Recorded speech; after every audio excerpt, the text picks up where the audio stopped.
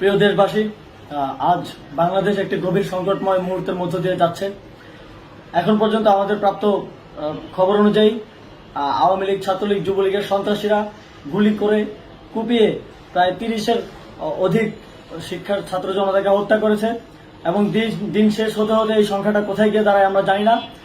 এরই প্রেক্ষিতে আমরা একটি সিদ্ধান্ত নিয়েছি। আমাদের একটি জরুরি সিদ্ধান্ত মোতাবেক আমাদের যে 6 তারিখের যে লং মার্চ টু ঢাকা কর্মসূচি ছিল সেটিকে আমরা একদিন এগিয়ে নিয়ে এসেছি, অর্থাৎ আগামীকাল 5ই অগস্ট সারা দেশের মুক্তিকামী জনতাকে ঢাকার উদ্দেশ্যে রওনা হওয়ার জন্য আমরা আহ্বান জানাচ্ছি। যারা পারবেন, যাদের পক্ষে সম্ভব হবে, আজ রাতেই আপনারা ঢাকার উদ্দেশ্যে রওনা হয়ে যান। আমরা আগামীকাল সারা দেশের মুক্তিকামী জনতাকে ঢাকায় আসার আহ্বান জানাচ্ছি। বিশেষ করে ঢাকার আশেপাশের যে জেলাগুলো আছে, আপনারা দায়িত্ব নিয়ে মসজিদের মাইকে ঘোষণা দিয়ে যাদেরকে পাবেন সবাইকে নিয়ে ঢাকার উদ্দেশ্যে রওনা হন। এই লড়াই আমাদের জন্য একটি চূড়ান্ত লড়াই।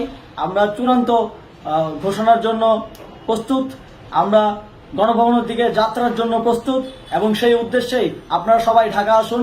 আমরা আপনাদের সবাইকে নিয়ে আমাদের চূড়ান্ত দাবি আদায়ে এগিয়ে যাব। আমি জানি না সমন্বয়করা আজকে রাতে বেঁচে থাকতে পারবে কিনা, কিন্তু আপনাদের উপর আমরা এই দায়িত্ব দিচ্ছি। আপনারা সবাই নিজ দায়িত্বে ঢাকায় আসবেন আগামীকাল এবং পরশু পরিস্থিতি বিবেচনা করে পরশু গণভবনের দিকে 4 দিক থেকে আমরা রওনা হব। আমরা খুব আতঙ্কের সাথে লক্ষ্য করছি যে ছাত্রলীগ, যুবলীগ এবং আওয়ামী লীগের গুন্ডারা পুলিশের অস্ত্র দিয়ে পর্যন্ত সাধারণ জনগণের উপর হামলা করছে। কিন্তু একটি সুখের খবর হচ্ছে, সারা দেশের বিভিন্ন স্থানে সেনাবাহিনী ছাত্র জনতার পক্ষে দাঁড়িয়েছে। আবার কিছু কিছু জায়গায় যেমন মিরপুর ও মোহাম্মদপুরে সেনাবাহিনী ছাত্র জনতার বিপক্ষে দাঁড়িয়ে গুলি চালাচ্ছে। আমরা সেনাবাহিনীর প্রতি আহ্বান জানাতে চাই, আপনারা এদেশের নাগরিক এবং আপনারা এদেশের নিরাপত্তার দায়িত্বে আছেন, এদেশের জনগণের যানবাহনের নিরাপত্তার দায়িত্বে আছেন। আপনারা দেশের পক্ষে এবং দেশের জনগণের জন্য কাজ করবেন। কোনো খুনি সরকারের জন্য, কোনো খুনি রাজনৈতিক দলের জন্য কাজ করবেন না। এটি এদেশের জনগণ আপনাদের থেকে প্রত্যাশা করে। আমাদের এই আন্দোলনে সম্পূর্ণ সমর্থন দিয়ে হয় নিরপেক্ষ থাকুন, অথবা এই খুনি বাহিনীকে, সরকারের খুনি বাহিনীকে প্রতিহত করুন, তাদেরকে যথাযথ শাস্তির আওতায় নিয়ে আসুন।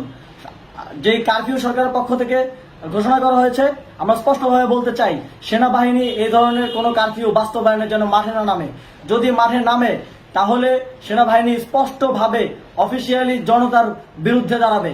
আমরা চাই না সরকারের এই ষড়যন্ত্রে সেনাবাহিনী পা দিক। সেনাবাহিনীকে জনতার বিরুদ্ধে দাঁড়ানোর যে ষড়যন্ত্র সরকার রচনা করছে সেটিতে সেনাবাহিনী পা দিবে না, এই বিশ্বাস আমরা রাখতে চাই।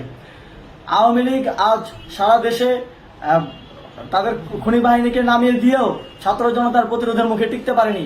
রাজপথের পরাজিত শক্তি হিসেবে তারা সেনাবাহিনী সহ অন্যান্য বাহিনীকে আমাদের বিরুদ্ধে কাজে লাগানোর চেষ্টা করছে।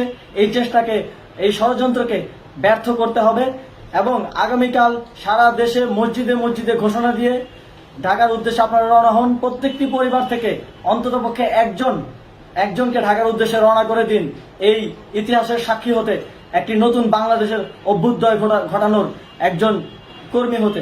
ধন্যবাদ সকলকে।